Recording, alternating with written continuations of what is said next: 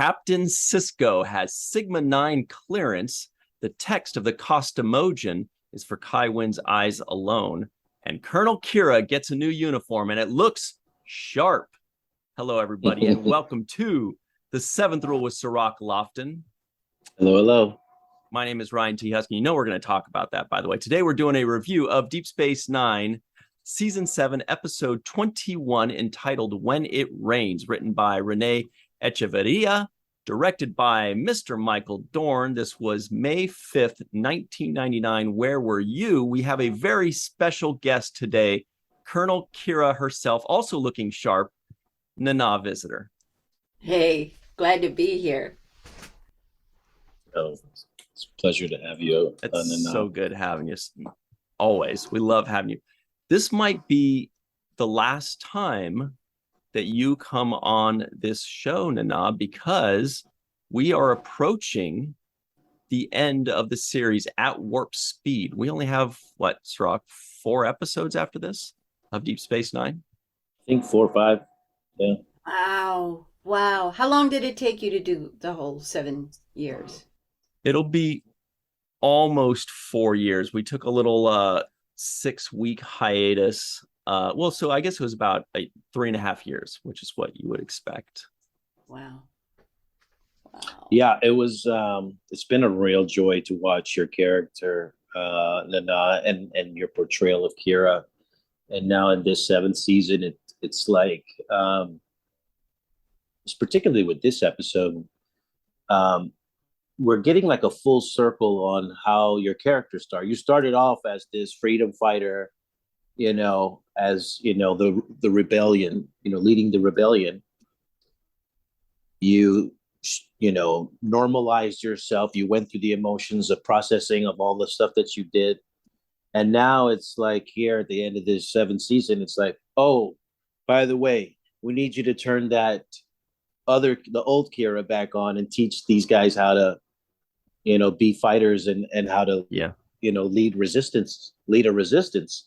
Yeah. And I think that's a real crazy kind of arc for your character. And I just wanted you to maybe discuss a little bit about that. Yeah, it's the wisdom. It's coming through, you really, anything that you've been through, even things that you learn, you can't really teach or share until you've digested them. And that's information, that's trauma, whatever. You can't turn out and help until you've done that work. And I feel like she's at that point now where she can turn around. Although, I have to say the scene where I'm sitting there eating the awful food and I'm with the Cardassian, that was, and then I finally throw it. I felt like that was the atmosphere of this pandemic phase we're in. I feel like everyone in the world kind of feels like throwing their bowl of awful food. It's like just one more thing. It reminded me of this time of going, okay, this is what I've got to do. She's not emotionally involved yet with wanting to help the Damar and the Cardassians. This is duty, I thought it looked like to me. But it'll change. I love that scene. I'm so glad you brought that up, because that was like, I had to watch that scene. I don't know. I think I watched it like 10 times because really? Just that scene. Yeah. That part where you get angry leading up to it, because Odo makes a reference. He says, well, they asked him about what did you think was going to happen to your Bajoran prisoners? And he says, I thought they were going to get justice, but then I realized that you Cardassians don't believe in mercy and justice or something like that. And you're just heartless, cold-blooded people. It was that moment I saw Kira take pleasure in Odo saying that to them. There was a moment where you smiled and you were soaking that in. You were like, oh God, I love it. Just tell them. Because of course their intention was to separate us and to, turn us against each other. And it just like, nope. Because you defend him right away. You're like, you don't have to answer that. You tell him this is a trap. This is a setup question. They're trying to do this to us. You don't have to answer this. We're not here to play their little word games. And then he said, "Don't worry, I got this, babe. Yeah. I'm gonna answer it." and great. I'm gonna put the mirror right back up on the Kardashians and how they've been treating Bajorans during the occupation, which was fantastic. I love the way you ate it up. Literally, while you were eating it up. Like it was amazing. And you smile and you kind of do one of these, that's my guy right there. And you kind of take a bite. And then this other Kardashian, I forgot his name. Ryan, you can help us out with that. Damar's kind of secondhand. Segal, I think. Okay. Rasot. Yeah. So I actually, quick, I called him Damar personally because Damar was always kind of like the second sidekick bounce off character to Ducat. And then now that Damar's in Ducat's spot, I was like, oh, that's Damar's Damar. And then later on, there was a third guy that was talking to Damar's Damar. I was like, now that's Damar's Damar. But that's what it was. But anyway, he really every Kardashian needs a Damar. Yeah, he was good. He was good in that role because he gets under your skin, and he clearly hasn't let anything go. He still hates Bajorans, and you can taste that in the scene, and you can taste that as your character. But the moment when you get pissed off and throw that, I had to rewind that. I was like, don't piss Kira off, because I was like, I was thinking that plate must have got demolished. It was metal, but it must have got demolished the way you threw it. Yeah, I was like, and it was so real to me. I was like, oh shit, she's pissed, because my mom gets upset like that too. When she gets mad, she'll just blow up really quickly, out of like from 0 to 100 in like a millisecond. And that's how you were. You were just like, boom, like I'm done. And you get up. And this is the maturity that you've shown throughout the show, how you've grown. You don't react right away. You do realize there's more at hand. There's a bigger mission. And you actually get mad at Odo later on for saying, don't remind me of what's at stake. Like, I know what, I'm in control of myself. I know what's going on. And I thought that was just so amazing. But since we only have you for one segment, I really want to ask you this question. Ryan, I'm sorry I'm hogging up time, but I just been not at all. Not at all. Please. But so I realize as I'm watching this and through the course of the show that you essentially are the representation of the Bajoran people and Bajor. You bring Bajor to life. I see Bajor through your eyes, and I see the Bajorans essentially through your eyes, and your story makes me empathize with them because of how you told the story and how I see it through your character.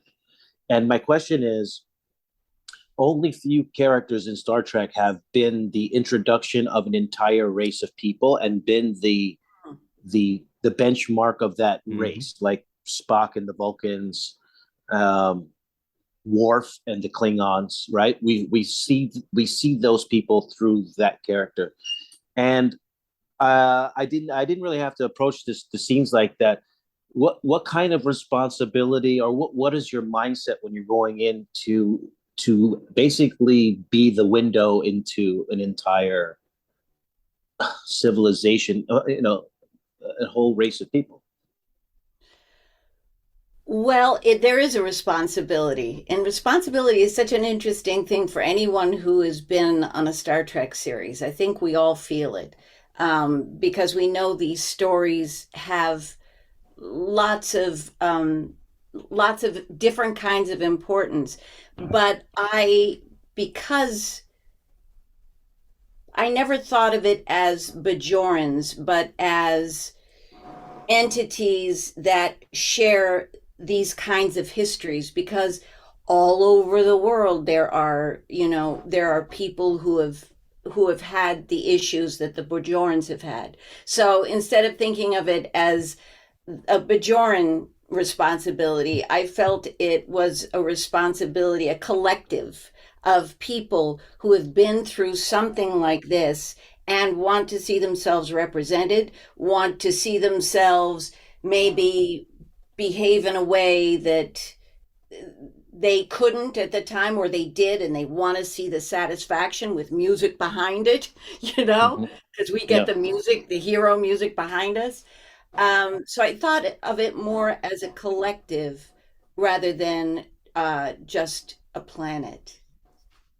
And did you think of it also like kind of being the voice for some of the voiceless, some of the weak that were not able to fight like you were able to fight? It didn't have the courage that you have. Definitely. I definitely saw it that way.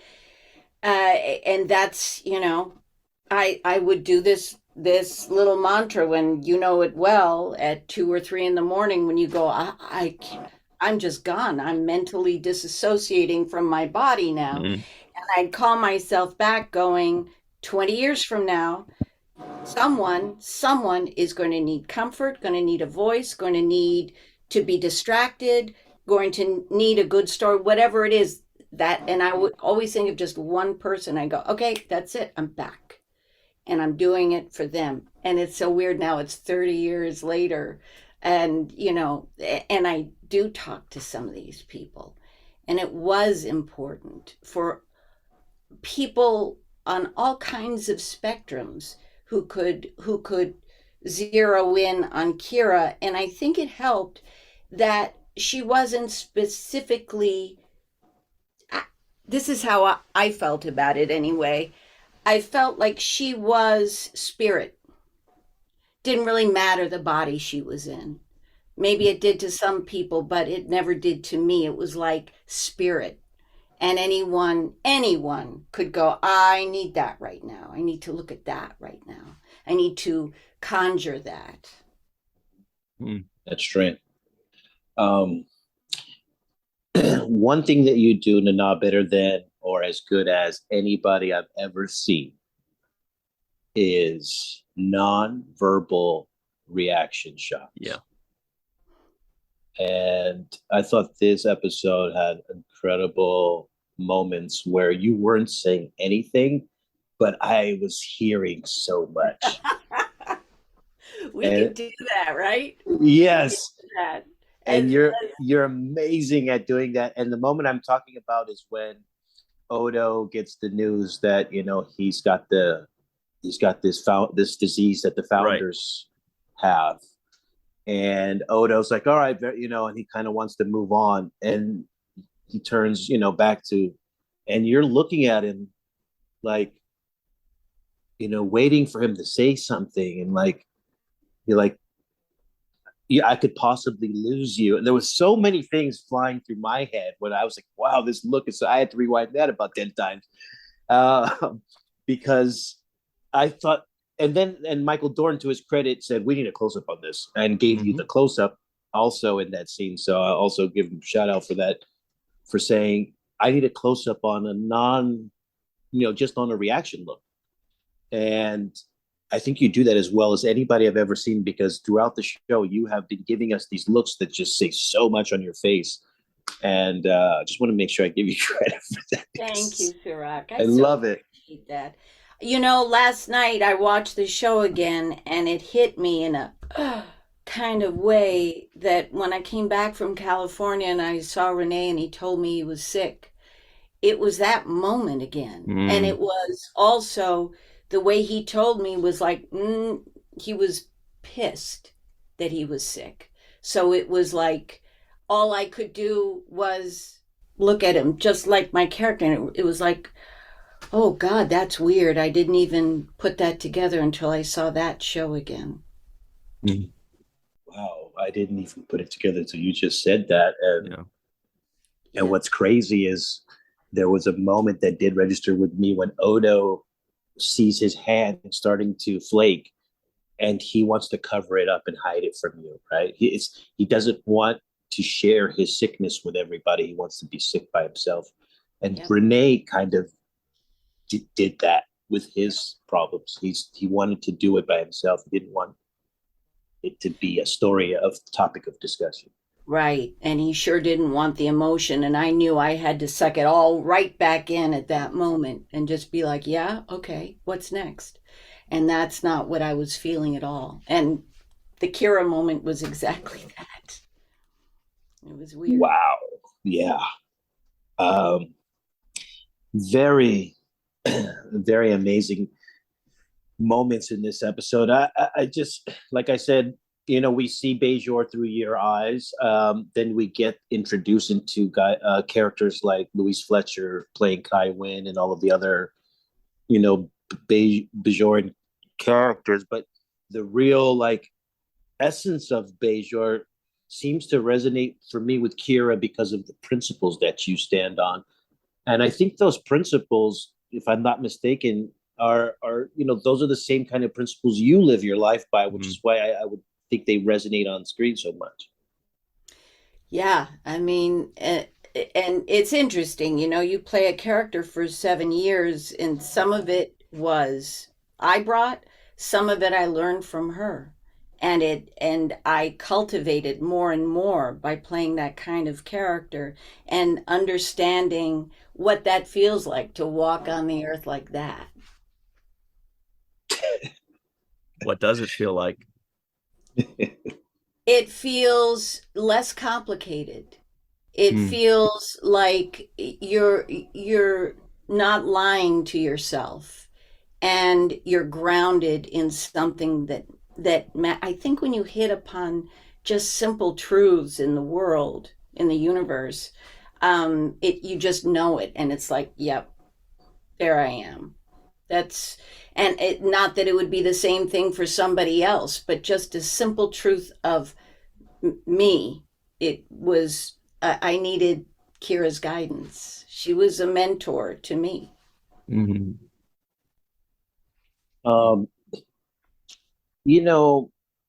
When I look back on the whole experience, I have very specific memories that stand out more than others, right? Even episodes that resonate with me because they were something that touched me, and so I was attracted to those episodes, and they stand out, and the filming of those stand out. But one of the things that stands out like that, and we haven't gotten to it, but we will, is the love that you showed me, both as a human being, but also as their character towards my character. I felt like you were the most maternal character that Jake really had on the show. Mm-hmm. And I know that, I don't know the circumstances quite exactly because I haven't seen it yet, but I know that the show's going to end kind of with me in your arms, or, the two of us. And that's one of the memories that sticks out in my head. Out of everything that I can flash back is the moment that we shared in those moments where you were embracing me as Jake and saying, don't worry, everything's going to be all right. Me too. Those stand out to me. What is that? What is that between actors? It's Avery would say God shows up, right? He'd say that was a God showing up moment, and it was always like that with you. It was easy to love you. It was easy to see who you were, this sweet human, So yeah, that was always a joy. I wish there had been more scenes between us. I think I'm going to say that because people always say, what do you wish had happened that didn't happen? that. Yeah, there was a magic there, and it wasn't expanded on enough because we could have had more moments where I confided in you about something that I couldn't tell my dad, right? And I felt comfortable saying it to you. But if you're going to have a moment, the last moment of the last show. Oh, yeah. Yeah. We had a big one. Well, the fans would have wanted that too. I can guarantee you we would have wanted to see more of that because it would create more of a dynamic of kind of blurring the lines. You talk to Cirroc, you talk to Major Kira or Colonel Kira, and it's about her boss and in a way her mentor, and it would really, and Deep Space Nine was always really good about exploring these interesting dynamics that, it would have been great to see. We would have liked to see more of that, I'm sure. Yeah. And also I can imagine the dynamic between me and Sisko. Right. And maybe sometimes he doesn't like it so much. Mm-hmm. Yeah, they could have expanded on that. And actually, if they do ask me, I'm going to say that too, because in my head canon, in my head, that's what actually happened because you did that off stage, right? You were there for me in those kinds of ways when the camera wasn't running or it wasn't in the script. And, I thank It's you so for that. funny. Cirroc, it's so funny because I thought at the time that you couldn't stand it. It's like, no, stop. And I just thought, no, I'm not going to. He was Isn't a that funny? teenager. Yeah, yeah. It's good to know. No, I mean, like I said, I have very strong memories of us being in that moment together and it feeling real to me. It Mm. actually, like it, I haven't seen it yet, so I haven't even watched this episode, the final episode. But I just in my own memory, it felt real to me. The two of us standing, looking out at the stars, and you know, Yeah. wondering what tomorrow's going to bring, but knowing that I was comforted by your presence, and I guess that's what I'm saying. You are comforting Nana to the show, to to everybody around you, and it's part maternal, it's part your courage and confidence and your abilities, but it's just a pleasure and a comfort to be around you. This is true, guys. This is exactly a memory that stands out. Like out of all the memories on the show, I remember Nana as Kira, but also just Nana, just being there for me, being the person who gives you a hug and says, "Don't worry, everything's going to be fine. You'll be all right. I'm here." When people say, what do you see happening? I say, I see, you doing your life, but I'm still on the station and there's connection. It's like you would come and have those discussions with me that young men have with mentors. Yes, Yeah, I yes. that's what I always see. I don't see becoming Kai. God, I hope that that's not what, I know some places they do, but that's not what I see.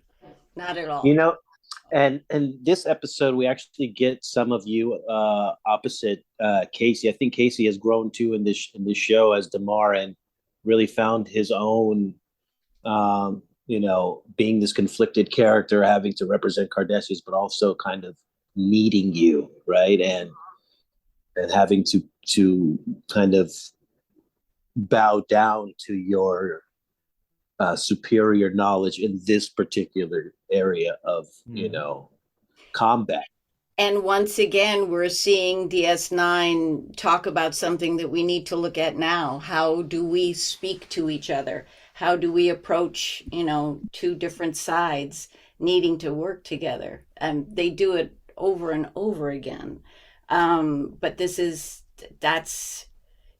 not easy, is the answer, but you keep going. How do we speak to each other? That's a very good, because that did come up in this scene where Garrick is saying, "I think it's inappropriate to ask that question. I wouldn't do that." Yeah. And I don't think it was helpful that he said, "Ooh, you're lucky. She could have killed you." But I believed him though. I believed him when he said it. He was telling him the truth.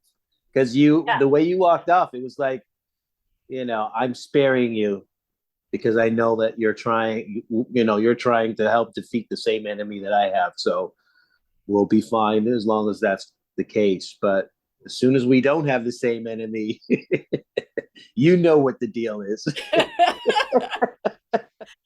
It's so interesting. Renee said I think it was the last time I saw him. He said, Kira and Damar should have ended up together.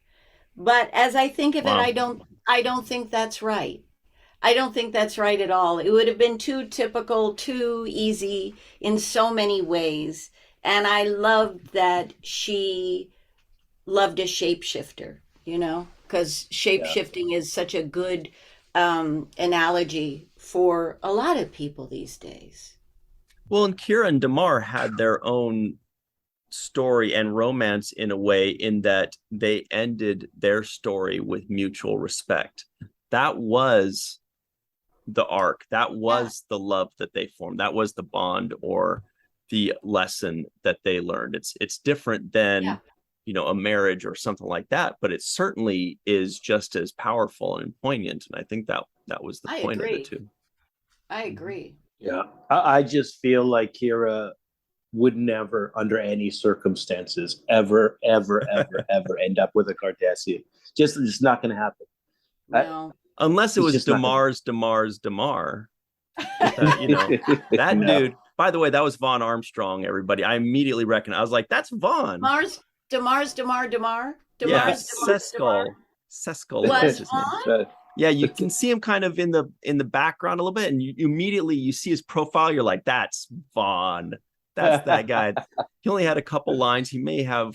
He's probably going to be in the next episode or something. I would imagine, because they just kind of introduced those characters a bit. But yeah, that was him. And let me just talk before we leave me, because I know you need to go and talk about the rest of the episode. Wearing the uniform. Yes. Big deal. It was big, and I loved it. I wanted to ask you, actually, I mean, first when I saw it, like I was blown away. Like Cirroc is definitely the guy that knows more about wardrobe than I do and notices it more. But I loved it. Like as soon as you showed up in that, you looked so great in it. Yes. Amazing. And I wanted to know, like, if it gave you, and I know, actors allow the makeup to help them form their characters, or the wardrobe or a prop or something like that. Did it give you a slightly different feeling on how to portray the character, or was it just like a personal enjoyment and then, okay, back to work? You know what it was like? It was like, okay, this part of my brain doesn't have to work to X out the fact that I'm wearing stretch orange, because I knew the point of it. But once I'm wearing a uniform that the men are wearing too, I'm not thinking about any of that. Mm-hmm. It's not about how I look. It's not about being a woman or a female. It's just, what do I bring? And I felt so comfortable in that. No. Oh, yeah. I never thinking about it and going, oh no, okay, this is okay. But that's energy in your head, Anytime and now you were already there. And I was just, I look like everybody else. This is great. Mm-hmm. Yeah, I never thought about that. I guess to a certain extent, maybe Kira has felt objectified in some ways, and maybe this is part of that. Like, no, I'm just one of everybody else. I'm part of Starfleet. I represent Starfleet. I'm not. Yeah. You don't see me as Bajorn or this or that. I'm just a Starfleet officer. Yeah. And there's comfort in that. I can see that. There really was. But the outfit itself, I thought, looked stunning on you. And it was funny because Garrick was pretending as if he had tailored it or something. And I did I did notice that the tailoring was exceptionally good. I was like, I was like, the shoulders are fitting just right on her. I thought, that's what I was thinking to myself. Garrick's like, that's me. You're welcome. Yeah, that's me. Yeah, this is not a standard issue. This is a tailored issue. Yeah. Well, don't forget, anytime I've got in for a fitting, I put the outfit on and the costumer will say, okay, first of all, let's take the shoulder pads out. And it's like, I'm not wearing shoulder pads. Yeah. These are my shoulders. So right. I'm built like that. So it was like, it works. It does work. And you look just beautiful in it. You look marvelous. That's one thing I really love about how dynamic your character is. I've told you this before, but the range is just it's limitless. And you give us your range when you're talking. You give us your range when you're just not talking and you're reacting to somebody. And I just can't get enough of watching you. And I really like it when you get pissed off sometimes, because I like when you get pissed off. It turns me on a little bit. I'm like, oh, but I pulled it back. I pulled it back. I didn't lose it. Yeah, but like, it's something. Good. It's very attractive. I guess some people are attracted to that, and I'm one of those people that are attracted to a fiery person who wears their emotions, and reacts. And I like that spice. Yeah, I like the spice. So just You kudos held to it. you. And just You being held honest. it back, Yeah. Nana, but you took it out on those boxes pretty hard, by the way. Yeah, I You did, really didn't went I? for it. Yeah. Oh God, yeah. went Feel for it. free to break some boxes up if you Yeah. want. I can't imagine how much fun Oh. that scene must have been. You're like, so I can just kind of, and they're like, yeah, go nuts, go crazy, let it out. Well, speaking of going nuts, I thought she was going to go nuts when she was face to face with the Cardassian in that moment behind you. I thought she was going to go for a low grab and say, "Hey," Oh, crap. but I don't know the Cardassian anatomy. I was like, "Uh-oh, he better You're protect making his gonads." assumptions here. You Yeah. have no idea. Yeah. I thought, I was like, he better protect his privates because she might just give him one. I know that the men always had a problem with, it was like, because it's built that Kira is, he says, well, she would have killed you, or, I flip a guy because we've worked it out.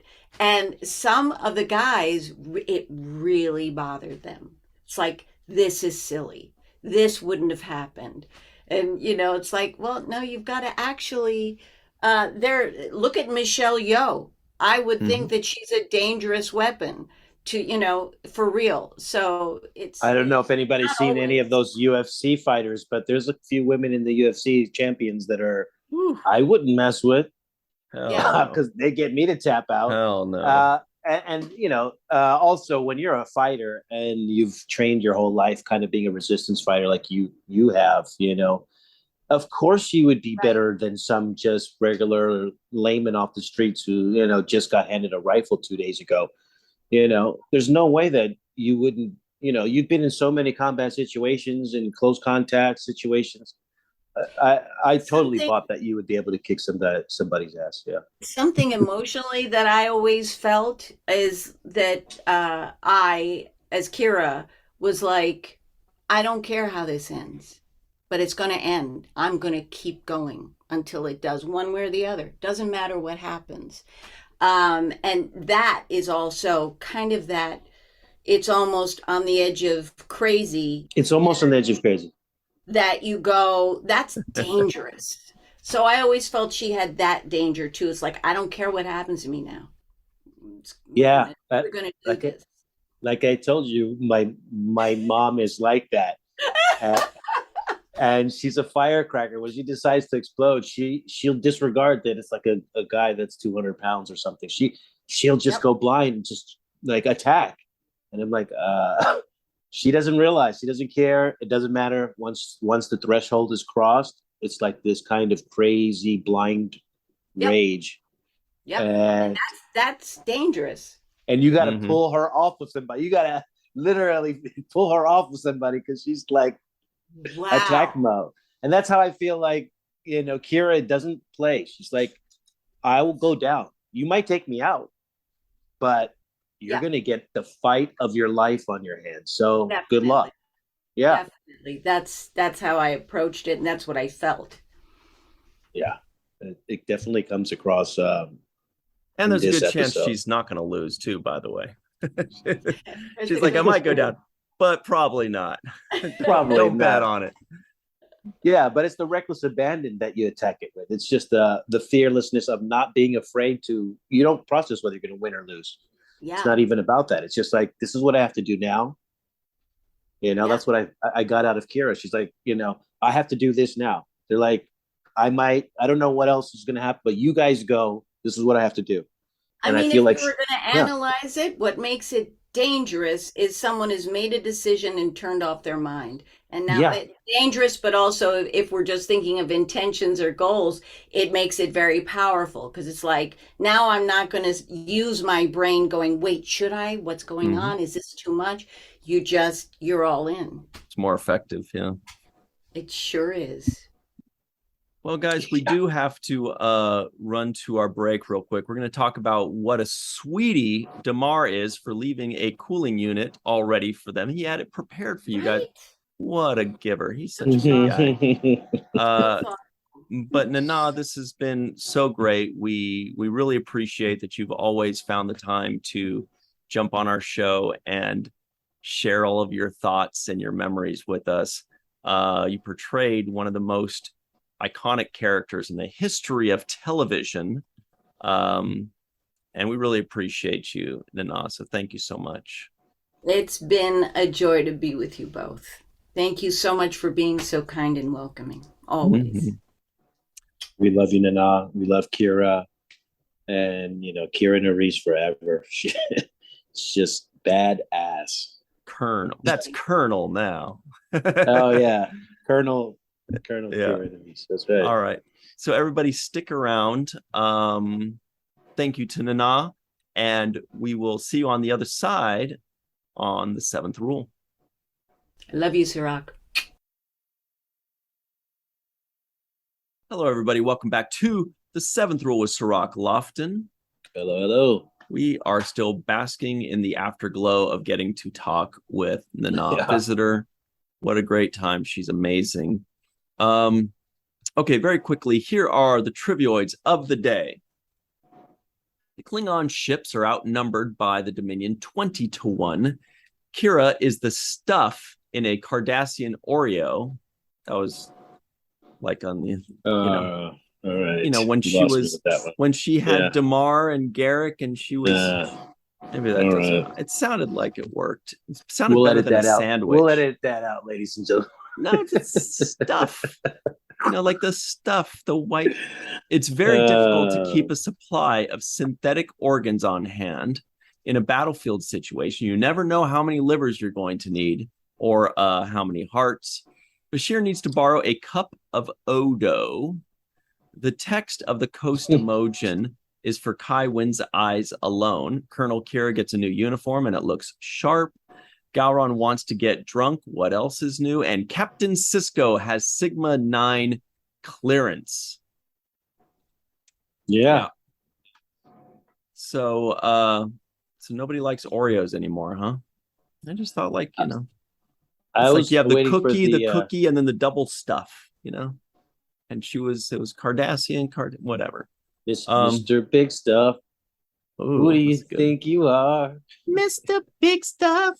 But yeah, okay, but seriously, I did want to ask you lastly on Kira, what did you think of that uniform? Like right when she popped on the uniform, did you think, wow, that looks awesome? Or did you think it's going to take a little getting used to? I'm used to her in the other outfit. I thought both at the same time. I thought it looks awesome because it looked really great on her. But I also thought, what the hell? Her Bajoran outfit's gonna piss them off, and not her face, not the fact that she's Bajoran. Yeah, that to me was kind of, that was a little bit weird for me. So yeah, it was to please these guys, she's got to wear this. It just was a little bit too much.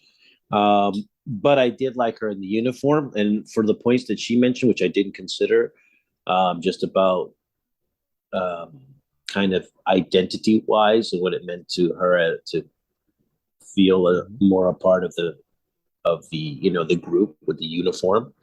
I felt like that makes sense to me. I didn't really reflect on it that way. Yeah. And it also makes sense in the way for me that you do 7 years on a Star Trek show and you never wore the official Star Trek outfit. That would kind of,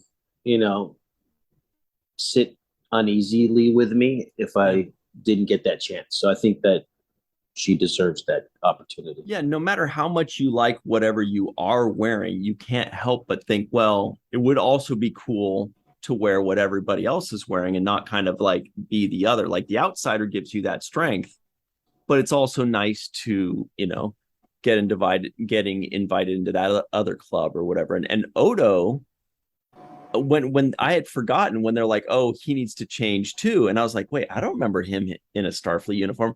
And then they changed him into what he wore during the occupation. I was like, okay, that's that's going deep right there, because then even what was it they called him? The thing that really set off Kira was when they called Odo a collaborator, because she said, we need to know who the collaborators are, and we will kill the collaborators. And that all makes sense because she said, look, as soon as the Dominion finds out that you won't kill other Cardassians, they're going to put a Cardassian inside of every base, so you won't attack them. And so, yeah, you got to kill the collaborators. And then they made the point kind of like, well, the guy you're in love with here is a collaborator, or was. And woo, she saw red there, because that was kind of like I was like, yeah, that is a good point. That would piss me off too. Yeah, they were digging deep, and that's actually great writing. I wanted to mention that Renee Echeverria and Spike Steingasser. Oh, I didn't catch that. Another one did. Yeah, I never saw his name before, so I was. Oh, you're right. Yeah, the story. Yeah, teleplay by Renee, and the story was by Renee and Spike Steingasser. So yeah, he must have pitched it or something. Right. But the writing, I thought, was very well layered in those kind of intricacies of like, okay, well, he's a collaborator and you're a collaborator. So there were a bunch of those kinds of moments where I thought the writing was intricate and, well done. He also, this Spike fellow, he has 2 writing credits, a story by in this episode, and a story by in a Next Generation episode, season 7, episode 13, Homeward. So good for him. Good catch. Yeah. I loved Garrick in this episode as well. Andrew Robinson, I thought he had some moments of levity that were just great. One of my favorite was when he was making the case that Kira can't be dressed as Kira. And he says, he calls her a ragtag band of terrorists. If no offense. He throws in the no offense there, like, but as he completely offends her, right? And she obviously waves it off because she knows how Garrick is. But we also got Odo in a cup. He had to pee in a cup from his finger, which is like something you've never seen done before. He did kind of make that embarrassed, like there was almost like that uncomfortable situation, as if you were right. You would think that he would just go like this, okay, here you go. But and I don't know if that was the directing or if it was written in there like a little awkward moment, or if that was just Dorn being cool. But that moment, he's doing that, and he's like a little bit more and Odo kind of seems like shy, like as if the doctor was watching him pee, like that's how made I it felt like too. That kind of moment. The way I felt the same thing. He might as well have just turned around and filled the cup up like he's trying to get he's trying to get privacy. But there was that moment, and I feel like that was directing that made it where it's like make it seem like you're peeing in a cup and you're not really comfortable with him watching you. Yeah, because Odo played it like that, and he even said, "I need a little more, just a little more." By the way, since we're on that subject, here it comes, ladies and gentlemen. It's been a while, but it's time for the nitpick number 4. Dr. Julian Bashir says he needs a cup of Odo, but that was not a cup. That was like an eighth of a cup, and everybody knows it. It's a teaspoon. He should have said, "I need a tablespoon." I don't know if they have 26 hours in a day. I don't know if they have like 2 ounces in a cup. Whatever. And you know what? When I saw that, I was thinking, doesn't he need that? Isn't that like, that what? Doesn't he need that? Like, don't you need the whole, like, I felt like the founders needed all of their juice. I thought they were gonna make a joke that he like looks a tiny bit shorter or something like that. Like, oh no, you look a little. He lost weight. Shorter. It's like, part of me is back with Dr. Bashir. I'll get it back though. Don't get used to it. Yeah, I was thinking of a different corny Odo joke. So we're on the same page of corny Odo jokes. Mine was when he was going to switch clothes. If I thought he was going to put the tuxedo on that he wears at Fix and say, It's not appropriate. No, just That would have been cool. He does that, and they're like, no, wrong. That would have been fun. And then Odo's just overdressed, stuck for the next 3 episodes down on this outpost in a tux, going like, Kira, you should have told me. Don't wear, a tux. And she's like, you just looked so good. I didn't want to ruin it. You looked like you were proud of yourself. Next time I'm wearing something inappropriate, you have to tell me. Exactly. And then they said Odo was infected when he linked with the other founder. And I was like, was that an STD? It was something. Because they all kind of intermingled and they do their. They answered my question later on with the whole Section 31 stuff. But how cool is that, though? That Section 31 created that virus, infected Odo deliberately, so that Odo would then infect the rest of them. Yeah, unfortunately, it's not that crazy now that we've lived through the last 2 years. Before, I would have said, this is totally not even plausible, but now I'm like, were the writers really, what kind of crystal ball did Ira have? Because I swear everything they wrote about some way or another in the headlines, and it's kind of like, it's just kind of ridiculous. It's almost like, wow, it's amazing. It became more relevant as time went on.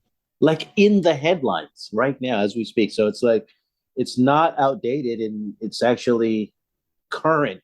It ages very well.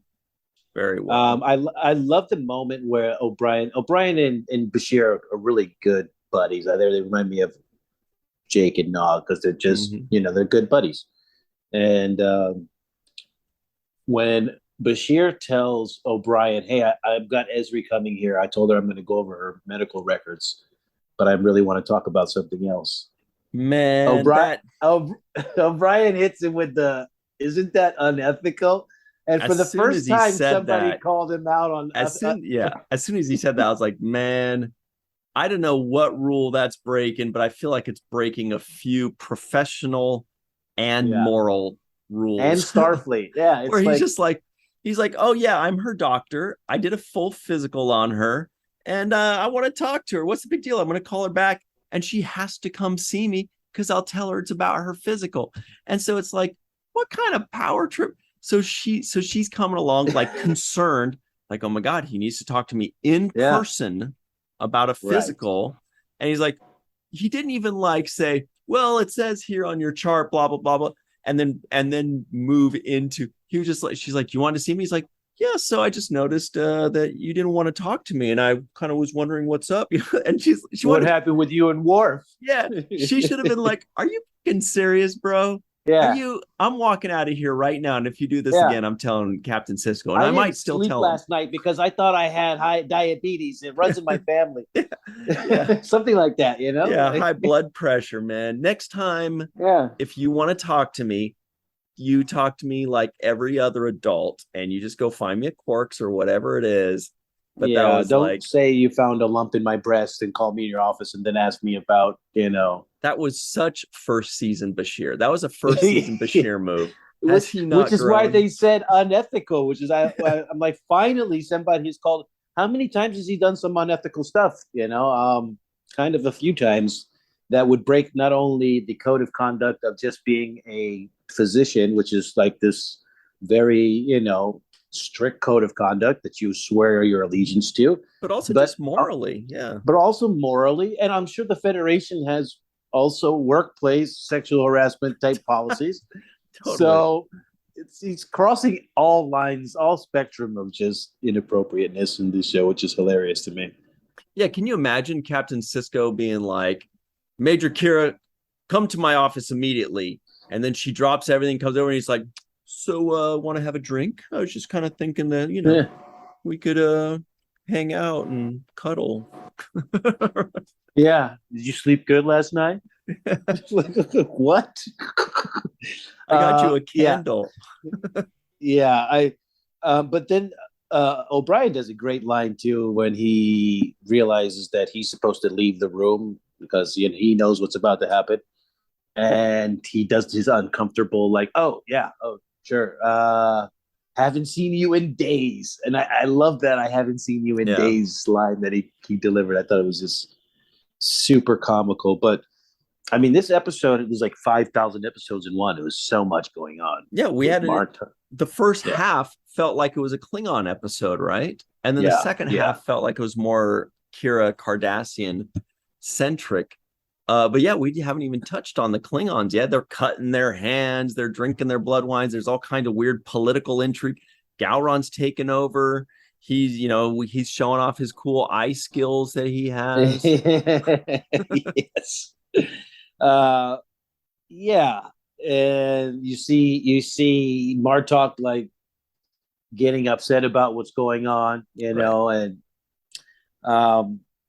then they have the whole other storyline with the Kai and Dukat. I mean, that was another story. There was several storylines going on at the same time in this episode. It was just like boom, boom, boom, switch, switch, switch. Yeah, Kai Wynn and Dukat. What's the story there? Like that's well, when Dukat goes blind, I'm like, what the hell? Like, I didn't expect that. No. I was not expecting him to go blind.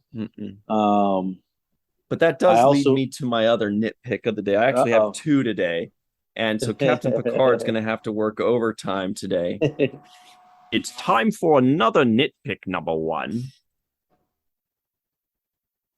When Kai Wynn says the Coast emoji is for her eyes only, Dukat standing 3 feet away, looking straight down at the book and can literally see the open pages and the same exact text that he saw. Why didn't he go blind then? And if she thought that it was for her own eyes only, why wasn't she like holding it close to her? Like, don't look, you dick. You're going to see, I could see it. And then I'm looking from the camera's view that's 20 feet away.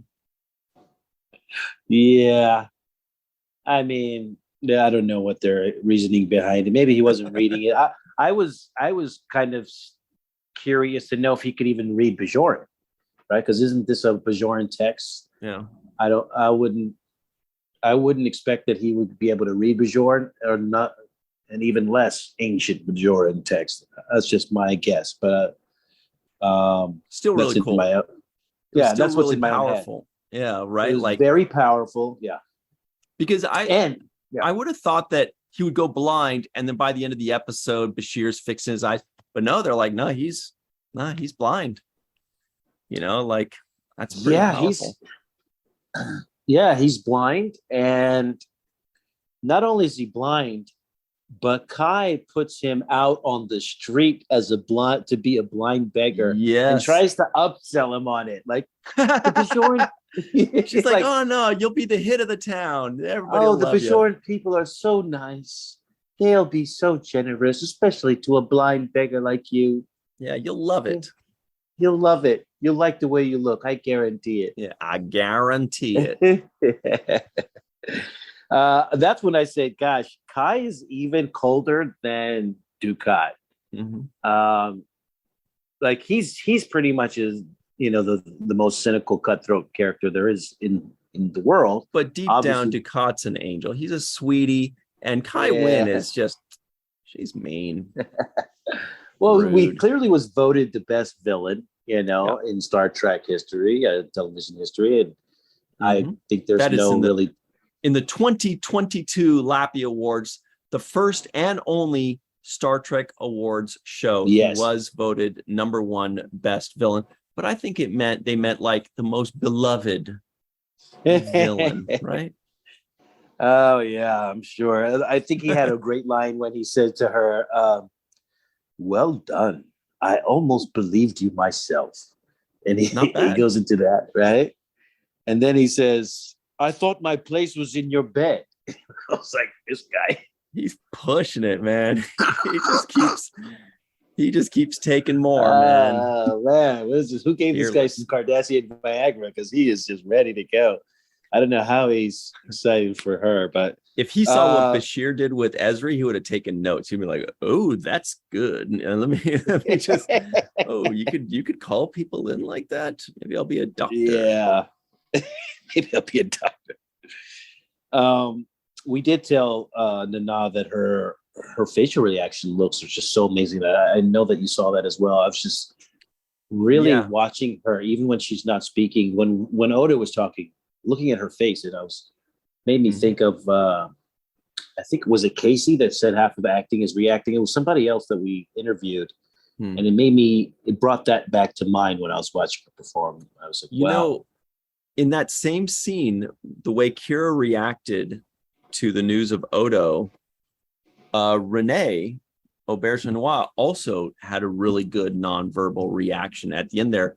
And I noticed that as well. First, she had her reaction, and he was just kind of like making her think, well, back to work, back to normal. But then with his eyes, he kind of like looks off and he portrays his thoughts just in his eyes, that he's not really looking at the console for a second. He kind of like looks away and processes what he just heard. So he plays cool. He just does the thing. But then when he's like done that, once that's over, then he processes and he's showing us that. So that was really well done, I thought. Yes. We do have to hop over to the free-for-all. We'll be talking about this a lot more, I'll just bet. Let's give a very special thanks to a few people. And by a few, I mean a grip, because that's kind of an immeasurable amount. Grip. Homer Frizzell, Dr. Marie Segal, Eve England out in Wales, Yvette Blackmon-Tom, Carmen, a.k.a. Skillet, Timothy Baum, TJ, Jackson-Bey out in Missouri, Bill, Victor Arucan. Arucan. Hell yeah.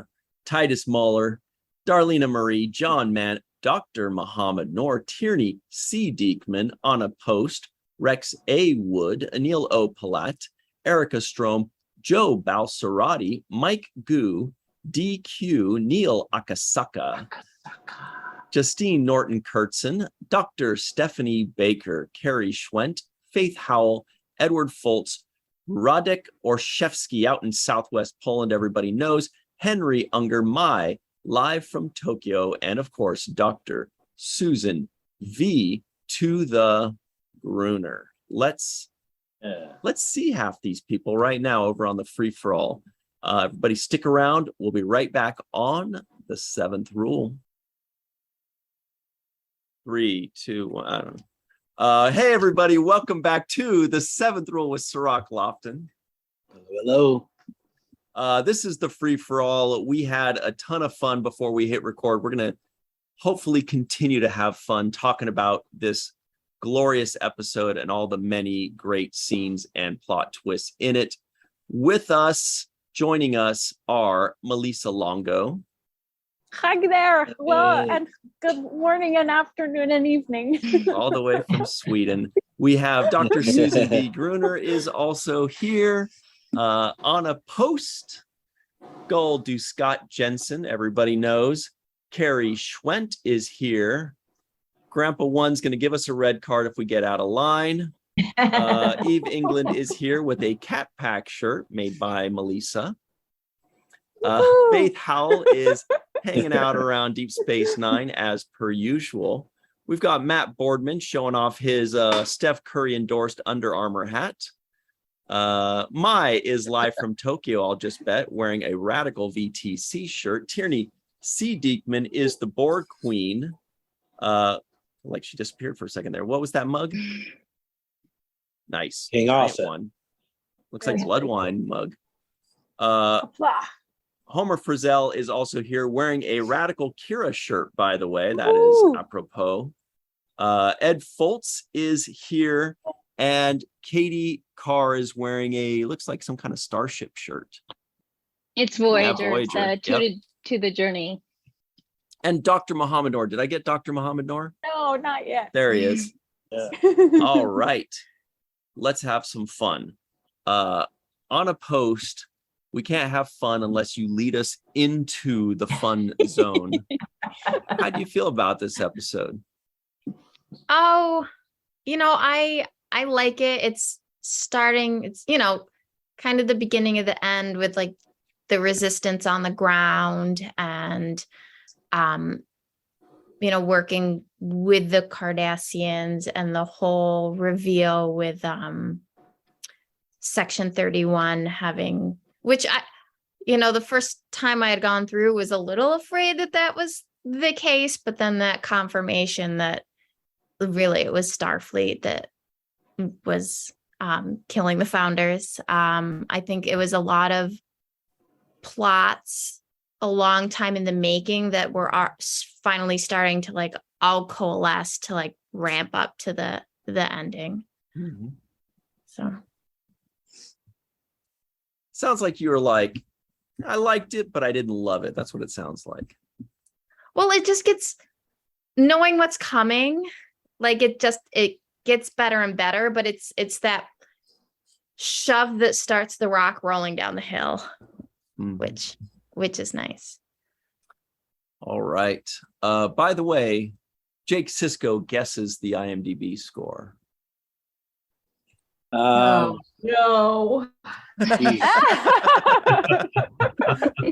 all I heard was shove Cirroc down the hill, and what did I do? Captain Vasquez rocks.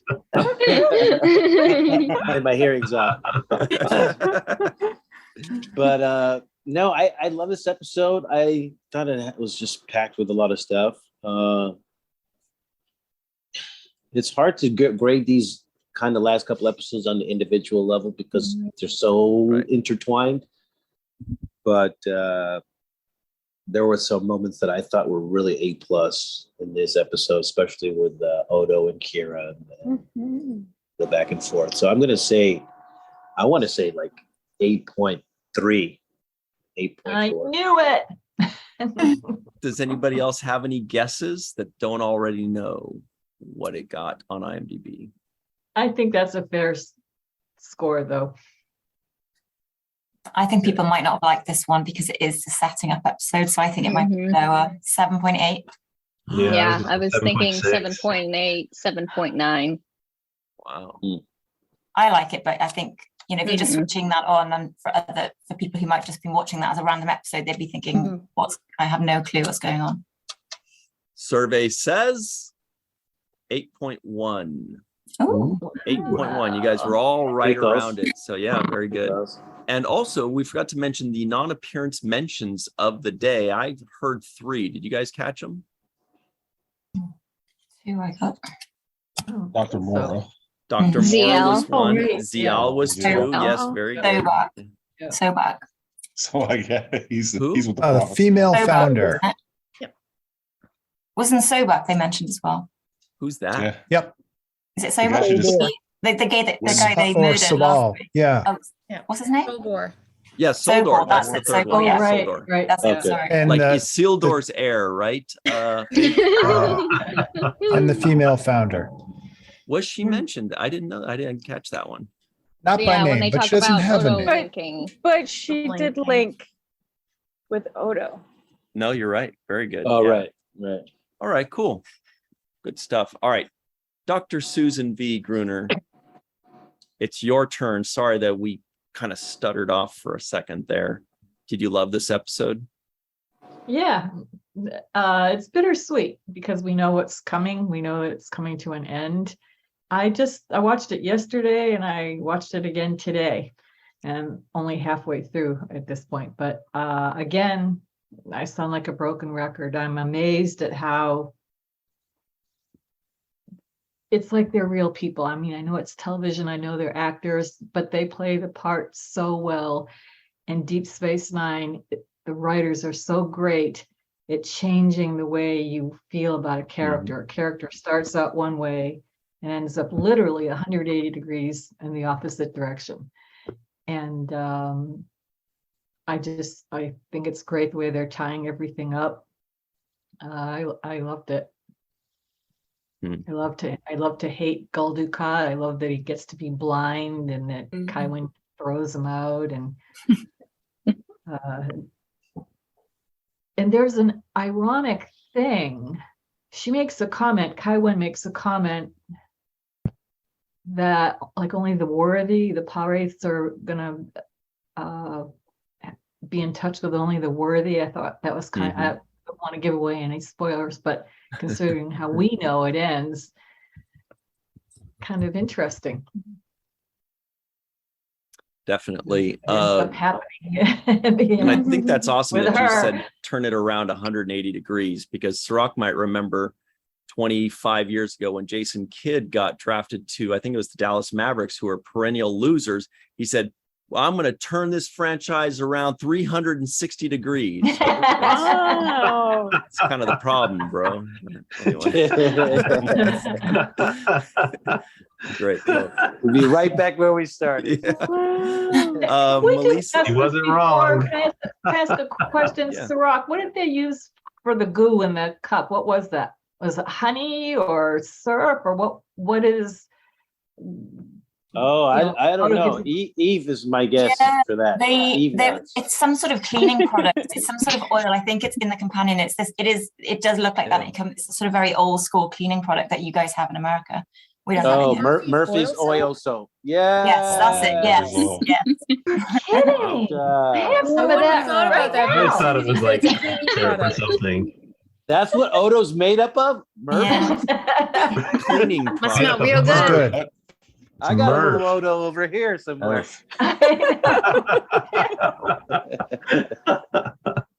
Man. Wants it back though.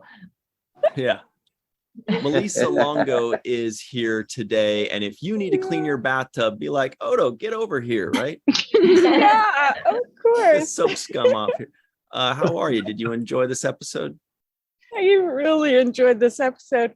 And it's weird to say I enjoyed it, but I really liked how they did a lot of the parts, particularly the scenes with Odo and Kira. And in the runabout, when they find out that he has the same disease that the founders have, and the look on her face when she's looking at him, it just breaks my heart, because she wants to do everything she can, but there's nothing that she can do, you know.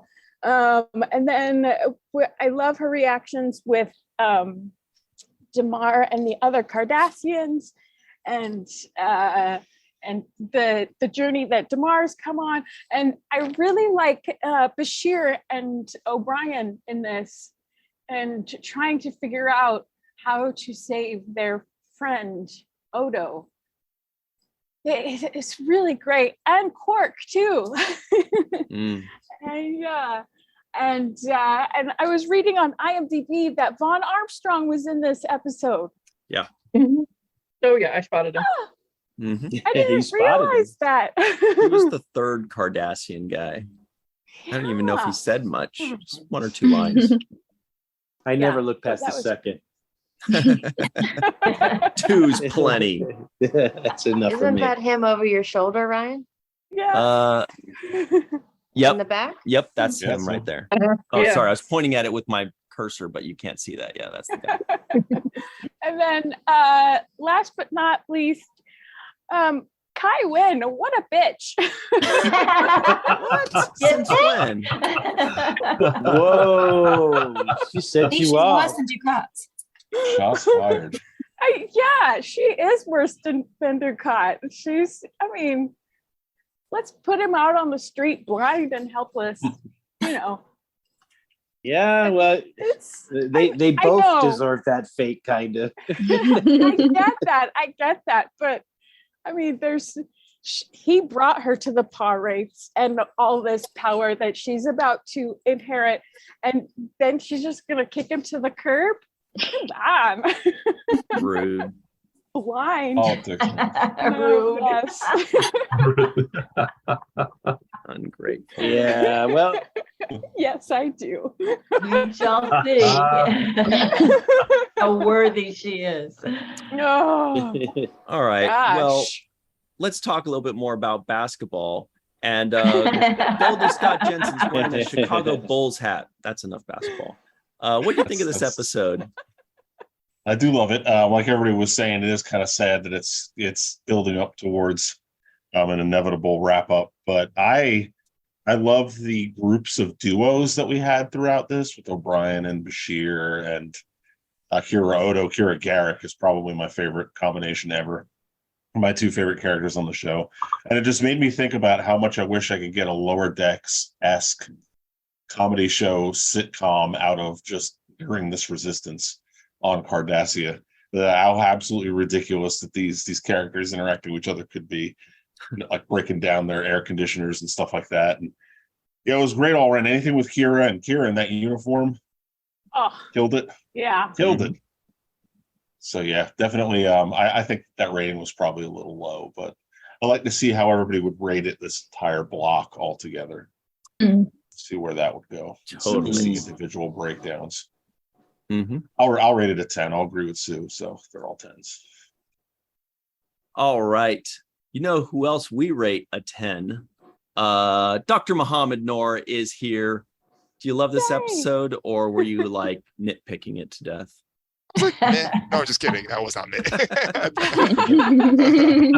No, actually, I enjoyed it quite a bit. It's funny because it's almost hard to describe it as an episode, right? Because it's really just like right in the middle of the story.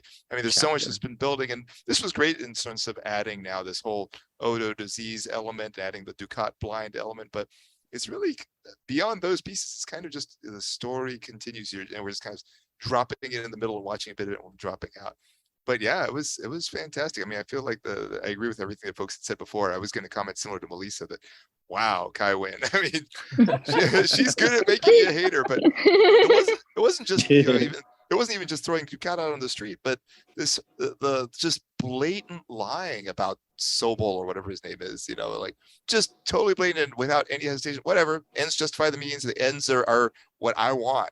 Power. So yeah, and then has the nerve to say, "You have the blood of my people on your hands." Well, so do you. literally on her hands.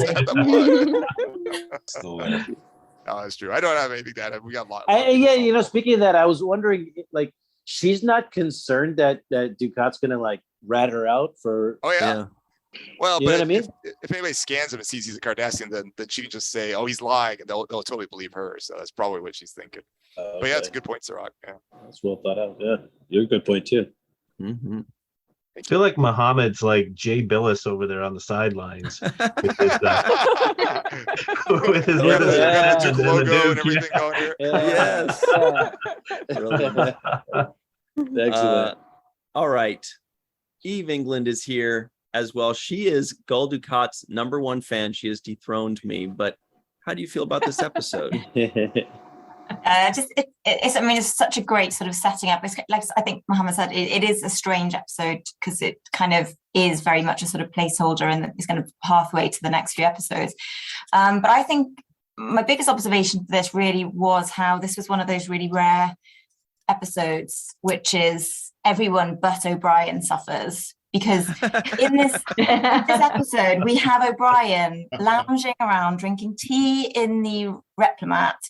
We have him in sickbay on one of the beds, just all, laying out there, gossiping with Bashir, while you have Odo, he's got the Founder's Plague, you've got Ducat, who's gone blind, Kira's having to work with the Kardashians. And I just thought it was just a nice, refreshing episode where O'Brien just seemed to be having a good time for once. So I thought that was really refreshing. And that just cracked me up.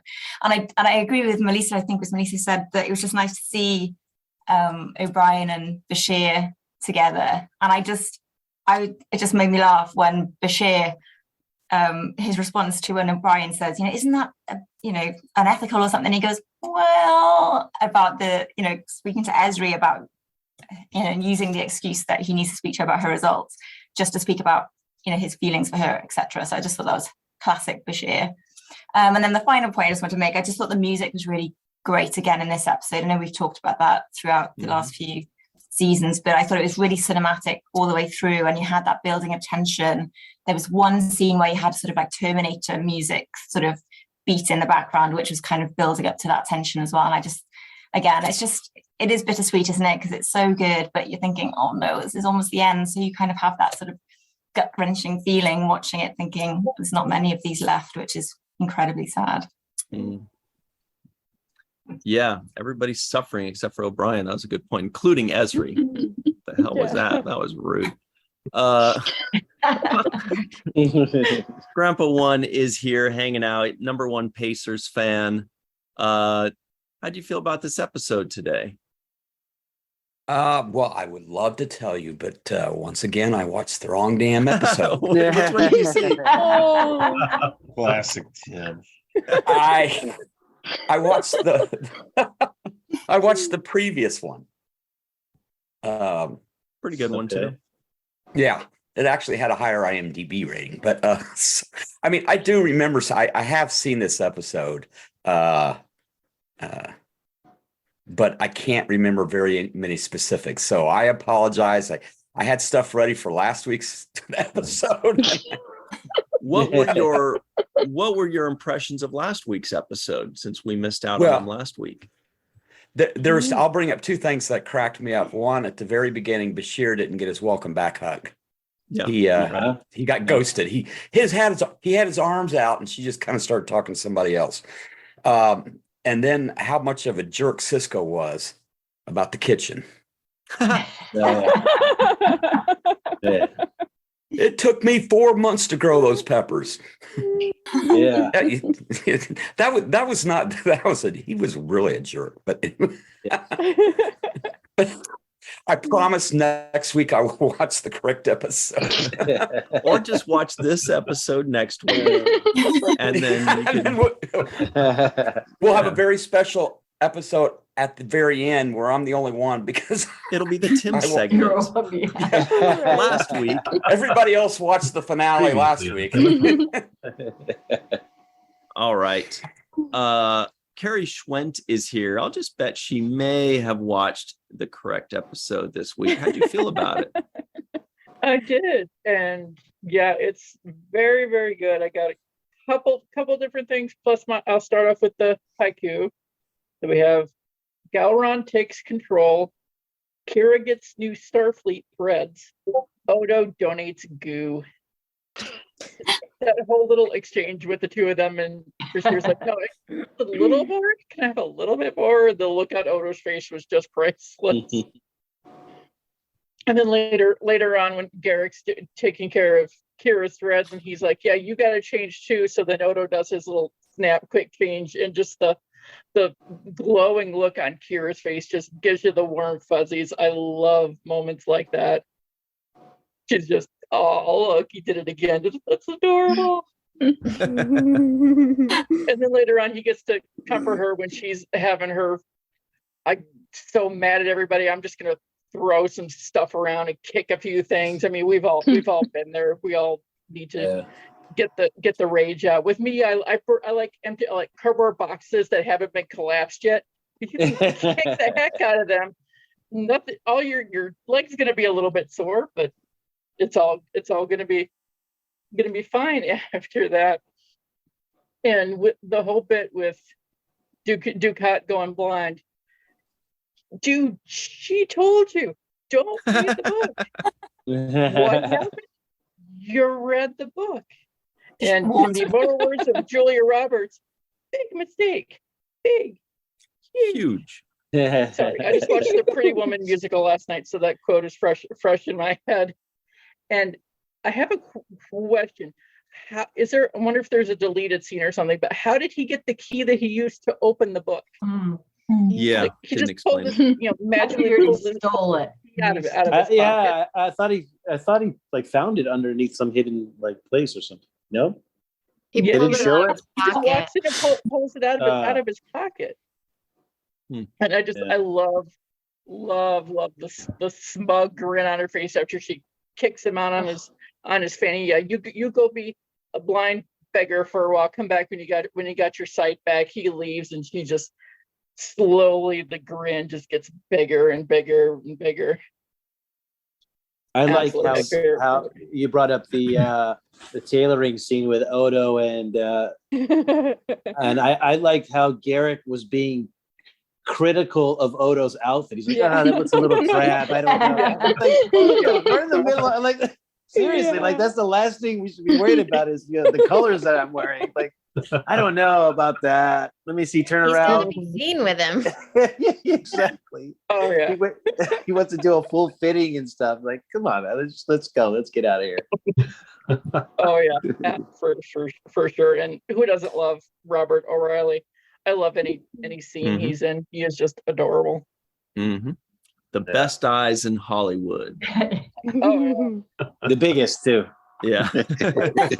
even when he's not in that makeup, that episode of Dr. Quinn that he did, I knew immediately it was him the second I saw his eyes. Or when he did Bada Bing, Bada Bang. Yeah. Yeah. Oh yeah. All right. Speaking of Bada Bing, Bada Bang, Mai is live from Tokyo. What's up, Mai? It's like 5 a.m. there, by the way. Yeah, it's ridiculously early. The sun's coming up. Land of the Rising Sun, right? Fantastic energy episode. I love this one. I thought it was so fun. Lots of shows of individual strength and determination by at least 5 of the characters within the first 15 minutes or so. You had Kira, and this is for Grandpa One, this comment comes. Damar, Garrick, should be an interesting mission. And then militarily, professionally gets on with it. She steps up and does her job, which I liked. And I thought of you at that time when I was watching that. Garrick, he's staring down at nobody in particular with those really, not quite Gowron eyes, but pretty good. Damar is concerned that his men will see her uniform as an affront. We Cardassians are a proud people, losing Bajor to a ragtag band of terrorists. No offense. It was a humiliation. He was just killing it with line after line after line this episode. Sisko came out with a good one. Ross is like, well, we'll have to find somebody else to head up the mission. No, sir. Colonel Kira is the best person for the job. I like that. That was really a great one. And then we've talked about Odo in the runabout, but not from Kira's perspective, but from his. When she says, we have to take you back to the station, his eyes are sharp and focused. He's got this gritty look on his face like, no, we have a mission to accomplish. I intend to see it through. That was great. And then Tywin, that's not a great name. We got to give her a new name. Let's call her Adami Dearest. Very good. She's beating, throwing him a hanger, leave me. I've had enough of your distractions. And then that look out of my room, But one nitpick, I mean, really? This far in the future, and we're just discovering guerrilla warfare and human Cardassian shields? But I guess in the 90s, this was still a topic of discussion. But since we have Kira, I'm going to take one last second. Since we have our possible last episode with Nana Visitor joining you, let me talk a little bit about how the Japanese language really screws up your connections of characters in Star Trek, because when you think about the relationship between, say, Jerry Ryan, John Delancey, Kira Nerys, Jerry Ryan, you're all thinking, what the hell is she talking about? 7 of 9. 9 is Q in Japanese. So is she part of the Q continuum? John Delancey's a Q, right? So there's that. And then you have Kira Nerys, who's played by the actor Nana Visitor, and Nana is 7, not with this different accent, but flat accent. Nana is 7 in Japanese. So you got 7 Visitor or Nana of Q. I don't know. It's just 7 seasons. I need to get some more coffee, but yeah, it's this is watching Star Trek with Japanese in your head. So anyway, over to you folks. Mm-hmm. On that same note, Nana, everywhere she goes, there's a parking space waiting for her. It says visitor parking. I thought you were going to say number 7, because the apartment complexes have the number. Oh, well played. Where's the cowbell? I know. Oh, yeah. When you say Cirroc, it says visitor parking, right? Yeah, that's all I got. There it is. Thank you. All right. Somebody's pissed off and annoyed by all these dumb jokes, and it's Homer Frizzell. He's going to whip us back into shape. No jokes allowed. Here we go. What's up, Homer? Hi. Okay, so I think everyone's going to be covering most stuff. So I just want to mention 2 things regarding this episode. One, I love the scene where O'Brien and Quark are talking about, and O'Brien says he'll about keeping it under his hat. And he's looking at Quark's head. And I'm just looking at column there. And it's like, you can see like he is thinking about, wait, that would be a big hat. He's thinking maybe about a hat wouldn't really work there and keeping it under there. So I like that moment. And then the other one was, I have to think that during this episode, or when it took place, Section 31 was active, but during Borg, I think that maybe they were on vacation, because it's the same setup. You have Hugh, but they don't get involved, and Picard does his thing or doesn't do his thing. So I was just thinking about that. I know, of course, Section 31 wasn't really used at that time. So that's all I have from here. While you're saying that, I was looking for a picture of Quark and Take Me Out to the Holosuite with his gigantic baseball cap, but I huge. Couldn't find it. Saw a good one of Rom, but camping out underneath that thing. It is gigantic. All right, you know who else looks great in a baseball hat? It's Tierney C. Dieckmann. She's not wearing one, but trust us, she does. How do you feel about this episode?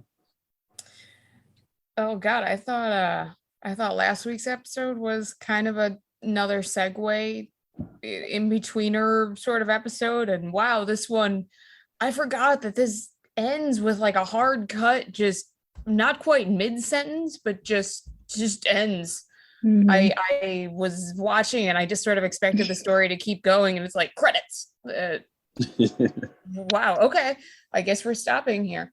But this, I enjoy this one a lot more than last week's, and I know last week's is higher rated on IMDb, etc., and has some really great points there. But this one, I don't know, I enjoyed it a lot more. It begins that great dynamic with Kira, Odo, Garak, Damar that I love that. I think that's my favorite part of this ending arc, because I have to admit to myself, I don't like the ending arc. I just don't. I've really thought about it, and it's not just because the show is ending. It's just storyline wise, it's just not, it doesn't hit me as enjoyable, like maybe just like it used to. It's maybe just too many watch throughs at this point, but something about it feels just rushed, and that it is very possible. Like there's a bit in the companion and on IMDb and other places that they admitted that they felt that Dukat and Kai Wynn's story came in a little too early, because they basically are cut out kind of in this episode for a little while, at least for their like the headiness of what's happening, and they could have pushed that out, or smoothed it across a few more episodes and things like that, and I don't know, it just sort of loses me in things, because there's so much that has to be happening, and if you're really not paying attention to everything, you miss a lot. So I think it might just be desensitization after watching it this many times. But how many it's times? This I at least 10, at least, probably closer to 20 by now. So I would say it's probably more personal biasness than anything. But the title is definitely perfect for it. When it rains, it pours. Everybody, kind of, except like what you've said, is going through their own little personal hell. I love Kira in this. You really, really get to see her hatred come through in that scene in Sisko's office when he's saying, you're going to go and teach Damar how to be a terrorist, how to use these same tactics to rise up against the Dominion, because you are the perfect person for this. and you're going to go with Garrick, who's also the perfect person for this. And Odo is as well. And she's just like, are you kidding me? This is, I mean, trying to put yourself empathetically in that position mentally is nauseating. And you can see it in her performance.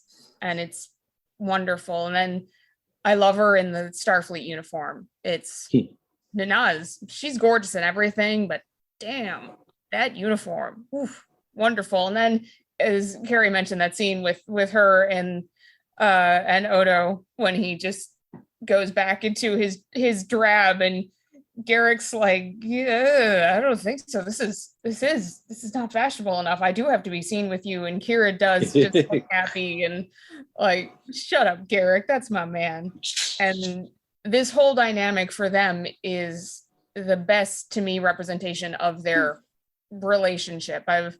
I thought their relationship when they got together seemed kind of rushed as well for the series. They could have done more for Odo, explored, more of what he had to get together with Kira, as opposed to just sort of a wham bam, he has feelings for her and suddenly she has feelings for him.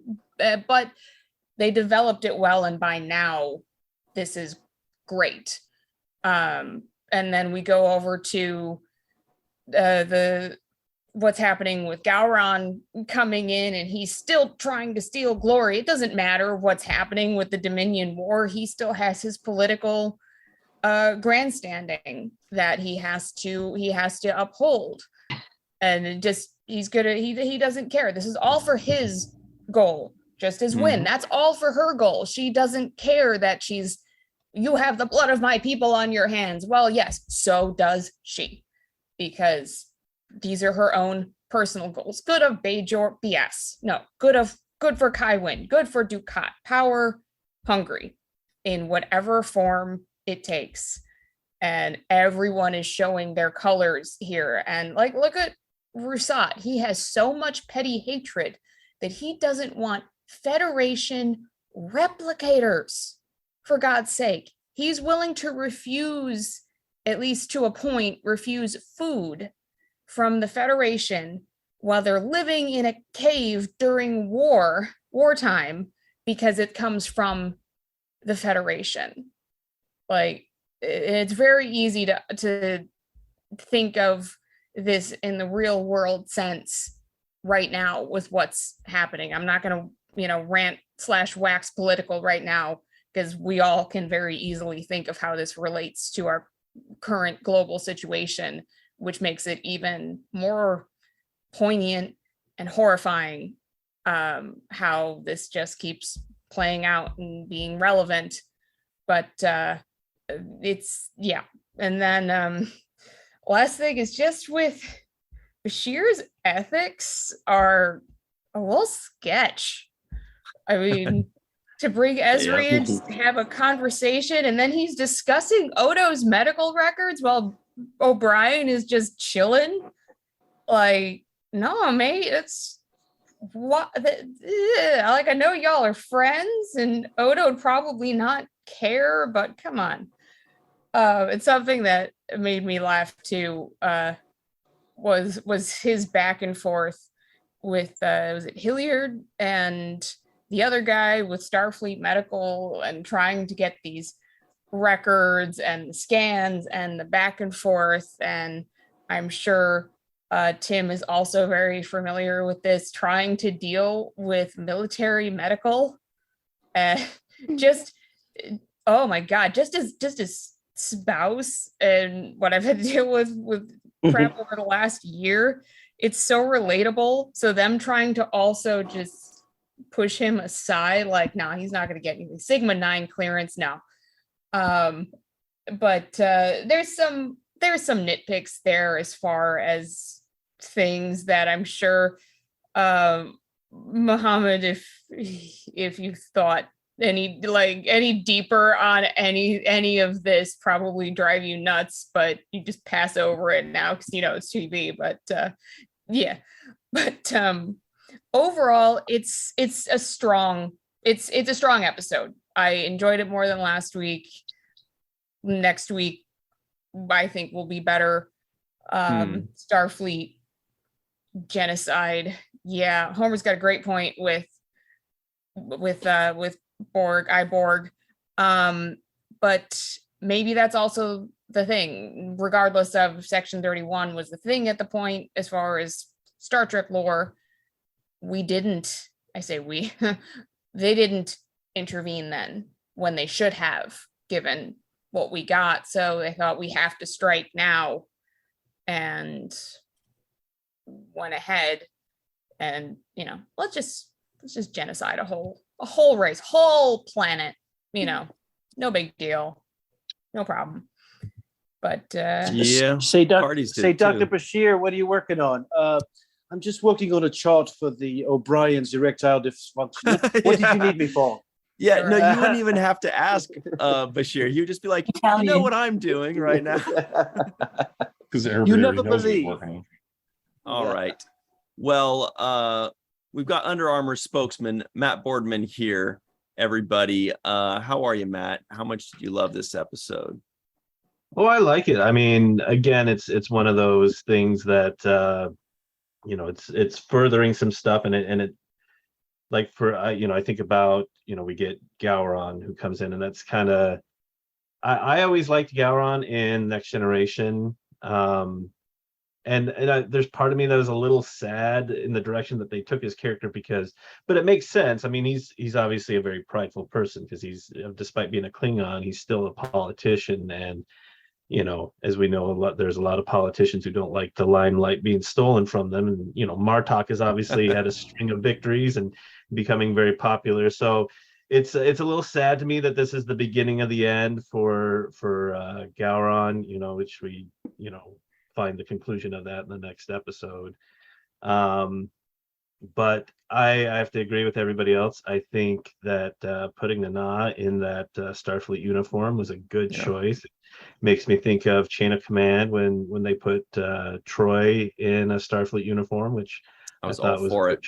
Yeah, she looked really good in that, and we, going forward, I find it's very interesting, the comment about that Garrick makes about how the Cardassians are very prideful people, and that's how they're approaching this. It's like Damar finally, he's like, look, I can't take this anymore. I mean, he's been beaten down enough, and so now they're resisting, but they're like trying to handle this the same way. And so when Kira comes in and says, look, the way you guys are doing it's not working, and it's not going to work, and you're going to have to change your methods. It's like you see that moment in his head where he like, oh my gosh, like, yeah, we're not going to be able to do this. And you have, his buddy Rousseau there, who's just like, he wants to hold on to that ideal that, this was Cardassia. And I think Damar is finally seeing that the way Cardassia was before is what got us to this place. Dukat is a product of the way Cardassia was. And I don't know if anybody's read Stitch in Time, the book that Andrew Robinson wrote. And it kind of plays into this. We see kind of like, Cardassia was a certain way, and we're here, because of that arrogance, and you see that Damar is starting to realize that those ways are not going to benefit us anymore. We can't keep doing it that way. So whether it's reluctantly or whether it's just through pure like acceptance of we got to do something different. I always thought that those were some great Damar moments there. And then, as was mentioned, Garrick kind of making the joke about Odo's attire. That's one thing I love about the Deep Space Nine writers, is they always, it's like that gallows humor, it's like we're in the middle of this dire situation, but let's find something funny to joke about. It makes me think of Rocks and Shoals, when they crashed the Jem'Hadar ship, and they're coming up on the little raft and everything, and O'Brien says, "I can't believe it." And Sisko's like, "What? He goes, "I tore my pants." Yeah. And and they all start laughing, and it's like, I don't know. We've all had moments in our life where maybe things are not going the best, but somehow you pull that little nugget of humor that makes you laugh, and so that's what that moment is one of those moments for me. So, but yeah, overall, I really like this episode, and everything that it sets up going forward. I think Rocks and Shoals was the one that also had that great scene between Garrick and Nog, if I remember correctly. Really cool stuff. When they're doing the prisoner exchange, and he says, Cadet, are you purposefully walking one step behind? Right, exactly that, yeah. After the whole Empok Nor, he said, I'll never turn my back on you. Cadet, there's hope for you yet. There is somebody amongst us who always walks behind people because she doesn't trust anybody. It's Katie. How are you today, Katie? That was really random. Hi, I'm Ryan. It's funny. I watched this one literally just a couple of minutes before we started. And this one and the next one, Tacking into the Wind, I always watch together. Because it felt like a two-parter. Like I can separate this one and Tacking into the Wind as a two-parter, even though it's part of the whole storyline. Like these two, and specifically, I think they highlight what's going on the most. My favorite part is definitely with Kira, and the way that Nana portrayed Kira in this one specifically, because it really shows her growth. Kira in season 1 would never have donned a Starfleet uniform if her life depended on it. So it just really shows the trust and the growth that she had, and willing to put her pride aside to do that. And I thought she looked wonderful in this uniform. I think out of all the Starfleet uniforms throughout Trek history, this one was perfect for her. Like, I don't think she could have pulled off the Voyager uniform or the Next Gen. This one really looked good on her, and it fit her so well. And I really loved the moments between her and Odo. Kira and Odo is one of my favorite Star Trek relationships, and I just wish they would have given them more screen time in seasons prior, instead of having them in different relationships with other people, because I felt that Renee and Nana they had such great chemistry together. And you really see the love and devotion that they put into their characters and the relationship between their characters. So I really liked that. And I really liked Quark didn't have a lot of screen time, but the scene that they did have him with, him being concerned about Odo, was really touching, because I've always said behind that heart of Latinum, he does have a good heart, deep, deep, deep down. So I like that it showed that aspect of Quark being concerned for his friend. Way deep down. But it peeks out sometimes. You know who else has a heart of gold? It's Ed. How you doing, Ed? Welcome. Have you seen this episode? Great. Have you seen this episode recently, or do you remember it well? Yeah, very recently. I kind of pulled a Katie, but not intentionally. I watched it. I hadn't seen it in a while, and then I just kept watching. I watched the next 3. So nice. So it's all one big story. But yeah, loved it. It was great. You just got a Grandpa One muted laugh. Good work on your first try. Well, I'll call that a win. Yeah. I just became a grandpa last year too, so I'll be grandpa too, I guess. But yeah, no, it was a really good episode. I agree with everything he's already said. I thought of current events. What Tierney was mentioning. It's amazing. We're watching over a quarter century old show, how relevant it is. And I get these are timeless historic themes that always come up, but it's amazing the relevancy that this show has had. And I know you all talked about that before. One other thing that kind of stood out to me in this episode is the whole concept of when ideals and the ideals of like the Federation come in conflict with pragmatism and logic, which is why Section 31 was brought in to really highlight that. And that came up when Bashir was talking to the Starfleet medical guy about getting the files, and they found out he wanted to cure Odo, and no, we're not going to do that. This could wipe out our enemy. Those themes are always interesting. I think Deep Space Nine did a great job exploring that. The first season of Discovery, not to get too far off trail, did a great job with that as well, with that theme of ideals, principles, and what makes sense, and when they're in conflict, which one wins out. So I really enjoyed that.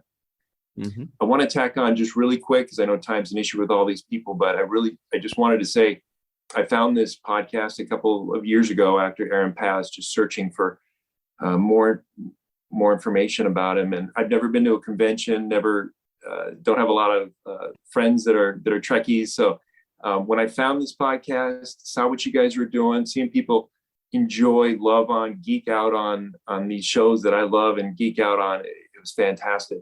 And I ended up, it used to be when I would have stressful times, I would pull up a Star Trek episode, unwind at the end of the day, and particularly Deep Space Nine.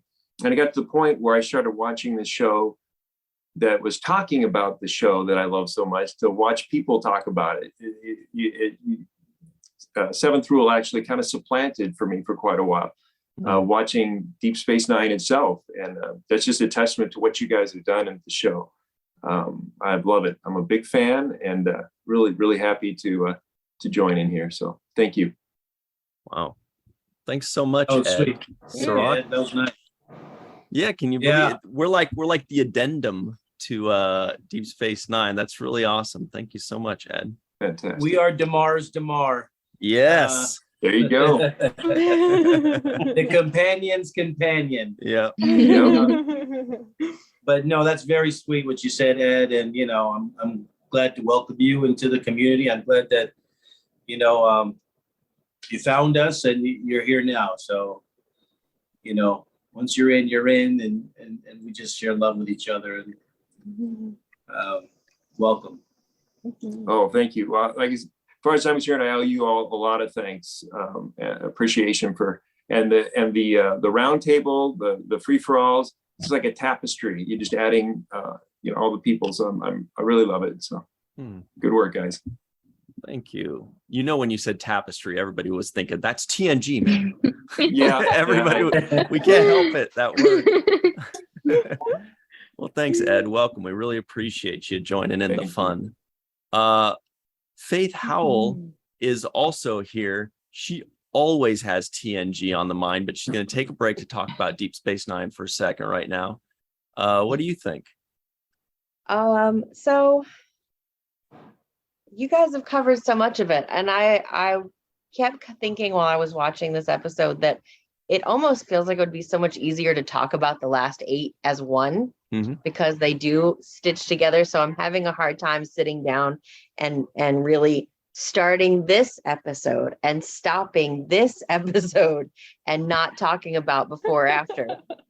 And so I have a few little things that I've picked out of this one, kind of what some of you guys touched on. So every time I go through, it always connects to what's going on in my life, of course. So, I'm going through another period where we're having lots of appointments for the kids and different things. So I've got that medical mind, going, and listening to Bashir, on the phone with, Central Command, trying to get those documents he needs. I was like, yeah, man, I've been there. Give them hell, get what you need, make them do what they're supposed to do. There's no reason you can't have those documents. And then at the same time, I'm like, yeah, but I'm O'Brien too, because, they're just doing their job. They're just a little shaken up by the whole attack on Earth. They're just a little scared. So, I try to see the best in people. And so I was laughing at that little banter back and forth. But yeah, at the same time, Bashir was really like, apparently HIPAA's not a thing in the future, because O'Brien's in the back, and I didn't even notice that till you guys pointed that one out. But he's delivering this message to like the 3 of them in the runabout. And so you at least think, okay, well, Kira makes sense. They're together. Maybe they would have gone to his office anyway together. But like Garrick in the background, sitting there, obviously paying attention to the whole thing. He couldn't have gone and sat. Don't in the worry, back or Garrick something? never gossips. He's a fault. Yeah, maybe. But yeah, so that was a very interesting choice for the writers to make. And I also, thinking back, I think it was Ira that pointed out that he sort of tried to weave in the care for, like, we love to see ships blowing up. And so they said at the beginning that 311 ships were destroyed at Chintaka. Yeah. And we are used to seeing these huge armadas of ships. And 311, well, just doesn't seem that much to me. But if you think about how many of those were maybe Galaxy class ships, and I looked up, 6,000 crew members, not counting families, even if they had offloaded the families. So, a mix of ships maybe, but that could be thousands and thousands of people that died in those 311 ships. So, like, they say it, but it doesn't hit until you stop and do the math. And so that's kind of what I took from this episode, just focusing on this little snippet. But yeah, I'm so excited, and I love the whole arc together, and I feel like it builds as we go on. And as you know, I love Damar, and I love how he's standing up to his people in a very leader-like way. Like, he's not gossipy with them. He's very, okay, but we need them, so go do your stuff. So I think he's really come into his own at this point, and it's just exciting to watch. So great stuff. Well, Cirroc, people are talking in our personal chat about the episode with the Latin name. Yeah, we don't have to bother. We all know which one that is, the one we had a few episodes ago. But how? Any final thoughts on this before we close this one out? Yeah, Faith, when you brought up the Bashir thing, it made me think of the Starfleet officer who was interrogating Bashir about why he needs this information. And I thought he was pretty good because he really got under my skin, but he also had the air of the person who is making that decision. So I bought his authority in that position. It seemed realistic to me. You have to have a live signature. It can't be a scanned. You can't use Adobe signatures anymore. You have to sign it and mail it. So I did like that scene. But one thing I was going to say, and this was my final thought, was when Dukat got struck with the blindness, and Kai Wynn says, come back to me when you've earned your, when you're worthy of coming back, essentially. It reminded me, because he didn't have faith in what she said when she said, it's for my eyes only. And he questioned her faith. He questioned what she said and decided, hey, let me see what's going on for myself. And his punishment for not having faith was to be blinded. And it made me think of the biblical story of Zechariah, the father of John the Baptist. When John the Baptist was being created through Immaculate Conception, Zechariah was visited by the Archangel Gabriel. And Gabriel said, your wife will birth this kid through Immaculate Conception, and this is what's going to happen. Well, he didn't believe that, and he questioned it. For his questioning the faith, he was struck down with the ability to speak. So he couldn't speak until John the Baptist was born. And so I do believe there is some licensing or borrowing from that biblical story in this particular narrative with Dukat and Kai Wynn. So I just wanted to kind of bring that in there. I like to find origins of stories. I really like to know where certain ideas come from. And that particular one instantly made me think of Zechariah. And I think Elizabeth was his wife. But Zechariah and Elizabeth and their kid, John the Baptist. who was essentially first cousin of Jesus. So that's all I got to say. Cirroc was also referencing some Janet Jackson when he mentioned "Come Back to Me." You'll notice he did mention that. Also, another song he threw in there was Faith, besides our friend Faith here. Everybody knows George Michael. Of course, Eve England especially loves him. Oh, yeah. There was a third one that I forgot because I was too busy thinking about those and being all excited. Anyway, that was a lot of great stuff. Cirroc's always teaching us history lessons that I love, and we're very fortunate for it. Thank you very much, Anna, Sue, Melissa, Goldie Scott Jensen, Homer Freezy, My Live from Tokyo, Eve out in Wales getting ready to go to bed, Mohamed, Carrie, Tierney, Matt, Katie, Ed, Faith, and Grandpa One. He's like, why do you say it like that? It's just Tim.